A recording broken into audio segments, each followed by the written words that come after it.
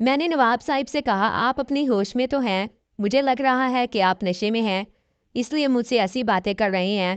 میں سوچ رہی تھی کہ آج تک تو انہوں نے مجھ سے ایسی بات نہیں کی اور آج اچانک میری تو کچھ سمجھ میں نہیں آ رہا تھا۔ میں تو سوچ رہی تھی کہ مجھے نکال دیا جائے گا، لیکن یہاں تو ماجرا بالکل ہی الٹ ہو گیا۔ پہلے بھی مجھ سے بہت سی غلطیاں ہوئی ہیں، لیکن آج تک ایسی بات تو میں نے ان کے منہ سے کبھی نہیں سنی تھی۔ میں نے نواب صاحب سے کہا کہ آپ جا کر سو جائیں، صبح جب آپ کا نشہ اتر جائے گا تو پھر مجھ سے بات کریے گا، کیونکہ مجھے تو یہی لگ رہا تھا کہ وہ نشے میں ہیں۔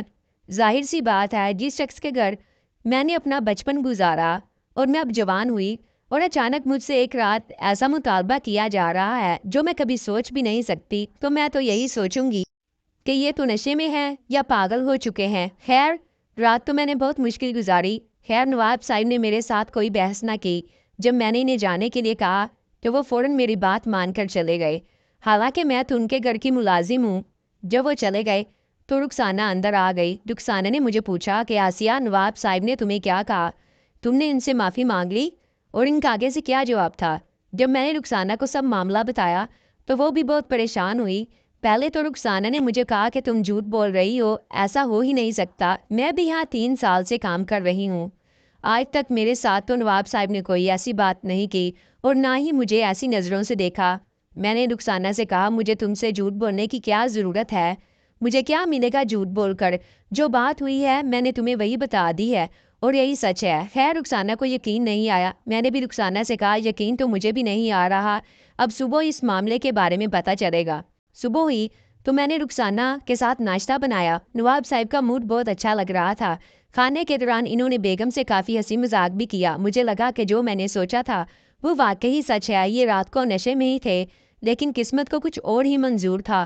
دوپہر میں رخسانہ اور میں گھر کی صفائی کرنے میں مصروف تھے کہ اچانک روشنا بیگم نے مجھے بلایا۔ آسیہ، میرے کمرے میں آؤ، تم سے ایک ضروری بات کرنی ہے۔ میں ان کے کمرے میں گئی تو بیگم صاحبہ نے مجھے بیٹھنے کا حکم دیا اور مجھے پانی پلایا اور مجھ سے کہنے لگی تم اپنا خیال رکھا کرو، دیکھو تو صحیح کتنی کمزور ہو گئی ہو۔ میں نے سوچا آج اچانک ان کو مجھ پر اتنا پیار کیوں آ رہا ہے؟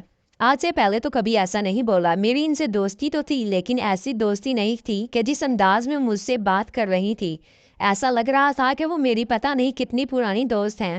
خیر، مجھے تم سے نواب صاحب کے بارے میں بات کرنی ہے۔ جیسے ہی انہوں نے یہ جملہ بولا تو میں پھر پریشان، آخر یہ معاملہ کیا ہے؟ مجھے لگا بیگم صاحبہ مجھ سے نواب صاحب کے اس رویے کے بارے میں معافی مانگیں گی اور مجھے بتائیں گی کہ وہ رات میں نشے میں تھے، لیکن سب کچھ الٹا ہو گیا۔ بیگم صاحبہ نے بھی وہی بات کہی جو نواب صاحب نے مجھ سے بولا تھا۔ دیکھو آسیہ، تمہیں پتہ ہے نواب صاحب کو بیٹی کی کتنی چاہت ہے، لیکن میں وہ پوری نہیں کر سکتی۔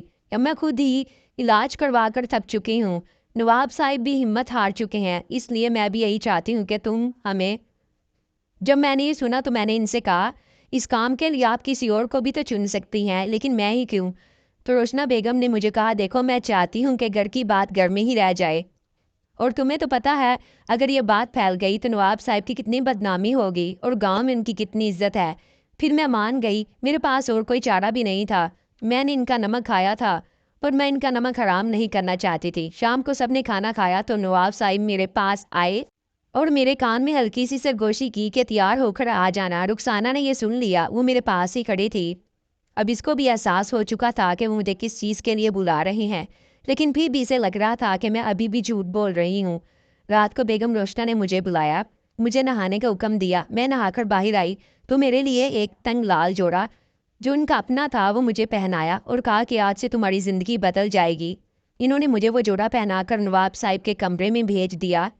میں ان کے کمرے میں گئی تو مجھے نواب صاحب نے گرم دودھ پلایا اور کہا کہ یہ بہت کام آئے گا، اور پھر مجھے وہیں الٹا کر کے۔ رخسانہ چپکے سے کمرے کی کھڑکی سے یہ سب کچھ دیکھ رہی تھی۔ پتہ تب چلا جب غلطی سے اس کے پاس پڑے میز پر اس کا ہاتھ لگا اور مٹی سے بنا ہوا پھولوں کا گلدان ٹوٹ گیا۔ کہانی میں آگے جاننے کے لیے کیا ہوا کمنٹ سیکشن میں پارٹ 3 لکھ دیں اور ویڈیو کو لائک ضرور کر دیں۔ شکریہ۔